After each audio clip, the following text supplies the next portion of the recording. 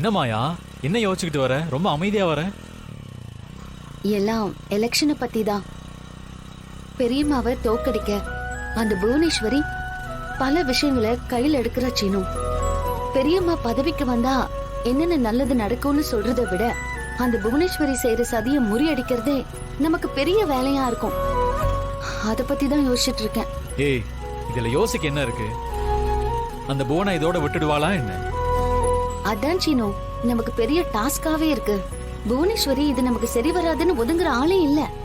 அடுத்து அவ என்ன பண்ணுவாளுன்னு தான் யோசிச்சுட்டு இருக்கேன். மாயா, நீ சொல்றதெல்லாம் சரிதான். ஆனா அடுத்து அவ என்ன பண்ணணும்னு யோசிச்சு பிளான் பண்ண எப்படியும் டைம் ஆகும்ல. அந்த நேரம் நீ கொஞ்சம் ரிலாக்ஸா இருக்கலாம்ல. அந்த மாதிரி என்னால ரிலாக்ஸ் பண்ண முடியல சீனு. பெரியப்பா தன்னை விட பெரியம்மா ஒரு ஓட்டாவது அதிகமா எடுத்து ஜெயிக்கணும்னு ஆசைப்படுறாரு. பெரியம்மா வீட்டுக்குள்ளேயே இருக்கிறவங்க. பெரியப்பா அளவுக்கு பெரியம்மாவ ஊருக்குள்ள எல்லாருக்கும் தெரியும்னு சொல்ல முடியாதுல்ல. அக்கம் பக்கத்து ஊர்ல எல்லாம் ரகுராம் ஐயாவோட மனைவின்னு சொல்லிதான் நம்ம ஓட்டு கேட்க வேண்டியதா இருக்கு. இருக்கிற 24 மணி நேரத்துல நமக்காக ஒரு அரை மணி நேரம் ஒதுக்க மாட்டீங்களா மகாராணி? நானும் பாவம் தானே. கொஞ்சம் ரிலாக்ஸா என்கிட்ட மனசு விட்டு பேசி சிரிக்கலாம்ல. சிரிக்கிறதுனா எப்படி? இந்த எலெக்ஷன் முடியற வரைக்கும் என்னால ரிலாக்ஸ்டாவே இருக்க முடியாது சீனு. அம்மா தாயே, உன்னை கேட்டதே தப்பு. உன்னை எப்படி சிரிக்க வைக்கிறதுன்னு எனக்கு தெரியும்.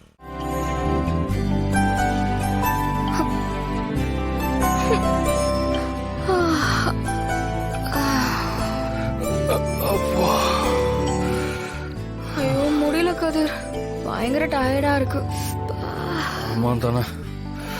டயர்ட் மட்டுமா, பசிக்குது வர. சரி, என்ன சமைக்கலாம்? டிஃபன் செய்யலாமா?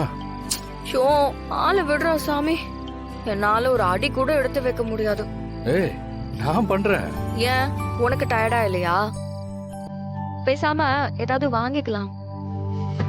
இல்லனா அன்னைக்கு போட்ட மாதிரி சிம்பிளா அயன் பாக்ஸ்ல ஆம்லெட் போடுறியா?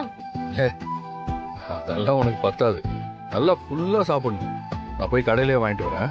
என்ன வாங்கலாம்? கல் தோசை, பரோட்டா, சிக்கன் குழம்பு. ஏ, அதெல்லாம் வேணாண்டா. மதியம் கூட சரியா சாப்பிடலையா? ஆளுக்கு ஒரு பிரியாணி வாங்கிட்டு வா. நல்லா சாப்பிட்டு படுத்தா அப்படியே சொர்க்கத்துக்கு போயிடலாம். அவ்வளோ டயர்டா இருக்கு எனக்கு. அவ்வளவுதானே, போயிட்டு பிரியாணியோட வரேன். ஏய் இரு. என்ன, எதுக்கு நான் பிரியாணி மாஸ்டர் அவங்க கூட அனுப்புறீங்க? அட, அது வேற கதை தம்பி. நான் சொல்லுங்கண்ணே.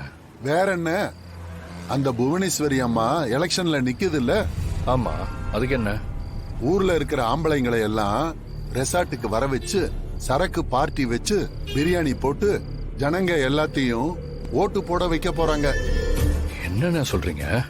நம்ம ஹோட்டல்ல மட்டும் இல்ல தம்பி, ஊர்ல உள்ள அத்தனை ஹோட்டல் மாஸ்டர்களையும் கூட்டிட்டு போய் அங்க பெரிய விருந்து சமைச்சு போட போறாங்க. அப்படியான? இப்ப பிரியாணி கிடைக்காதா? எங்க தம்பி, சாயந்தரமே வந்து எல்லா கடைகள்லயும் மாஸ்டர்களை தூக்கிட்டாங்க. நமக்கு என்ன, நமக்கு ஆகிற வியாபாரத்தை விட டபுள் மடங்கு பணம் தராங்க. அதான் மாஸ்டர் அனுப்பி வச்சுட்டேன். இங்க பாருங்க தம்பி, ரகுராம் ஐயாவோட சம்சாரம் தானே உங்க அத்தை. நீங்க இப்படி எல்லாம் பண்ணுவீங்களா? உங்களுக்கு இப்படி எல்லாம் பண்ண தெரியாது. கேட்டா பண்றது தப்புன்னு கூட சொல்லுவீங்க. ஆமாங்க, நேர்மையா ஜெயிக்கிறது தானே இருக்கும். அவங்களுக்கு இதெல்லாம் எதுவுமே கிடையாது. காசு கொடுத்து ஏதாவது கேவலமான காரியத்தை பண்ணி அவங்க ஜெயிக்கணும், அவ்வளவுதான். ஆமா, ஆனா கதிர் வீட்டுக்கு போய் தனாவை கூட்டிட்டு வரேன்னு சொன்னா இப்ப வந்துருவான். நாம வீட்டுக்கு கூட போக முடியல. இப்ப என்ன பண்றது? வெயிட் பண்ற நேரத்துக்கு இந்த அல்வாவது சாப்பிடலாமா? வேணடா, அது அங்கே இருக்கட்டும். ஏய், தலையில இருக்கிற பூ எதுக்கு எடுக்கிற? மாமா கதிர் எல்லாம் வராங்க. என் தலையில எப்படி ஃப்ரெஷ்ஷா பூ இருக்கிறத பார்த்து என்ன நினைப்பாங்க? என்ன நினைப்பாங்க? ஆசையா பொண்டாட்டிக்கு புருஷன் பூ வாங்கி கொடுத்திருக்கான்னு பாப்பாங்க.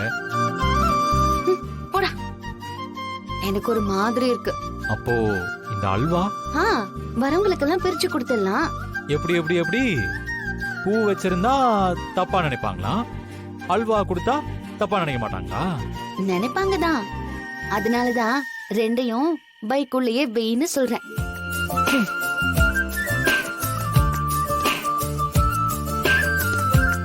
கதிர் எதுக்கு நம்மள வர சொன்னான்னு தெரியலையே. வந்தா தெரிஞ்சிட்டு போகுது, வெயிட் பண்ணுவோம். மாமா என்ன மருமகளே, கதிர் இன்னும் வரலையா? வந்துருவோம் மாமா.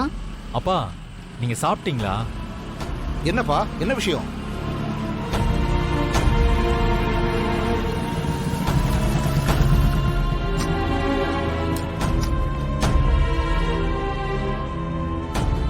என்னாச்சு கதிர்?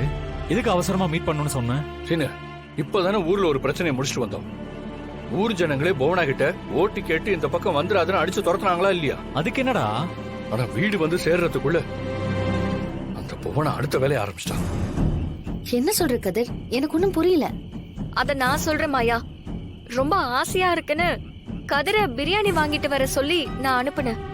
ஆ, ஆனா ஒரு கடையில கூட பிரியாணி இல்ல. என்னது, ஒரு கடையில கூட பிரியாணி இல்லையா? அது மட்டும் இல்ல சித்தப்பா, கடையில பிரியாணி மாஸ்டர் கூட இல்லையா. என்னம்மா சொல்ற? ஒரு கடையில பசுபதி நின்னு பேசிட்டு இருந்தான். என்னன்னு பார்த்தா பசுபதி அந்த கடை ஓனர் கிட்ட இன்னைக்கான வருமானம் 10,000ன்னா 25,000 ரூபாய் கொடுத்து அந்த பிரியாணி மாஸ்டர் கூட்டிட்டு போயிட்டான். டேய், பிரியாணி மாஸ்டர் கூட்டிட்டு போய் இவங்க என்னடா பண்ண போறாங்க? அதுல தாண்டா ட்விஸ்டே இருக்கு. ஒரு தெருவுல 2-3 பேர்னு கணக்கு வச்சு ஊர்ல இருக்கிற ஆம்பளைங்க எல்லாரையும் கூட்டிட்டு போய் ஏதோ ஒரு ரெசார்ட்ல வச்சு பார்ட்டி கொண்டாட போறாங்களாம். அடி பாவி,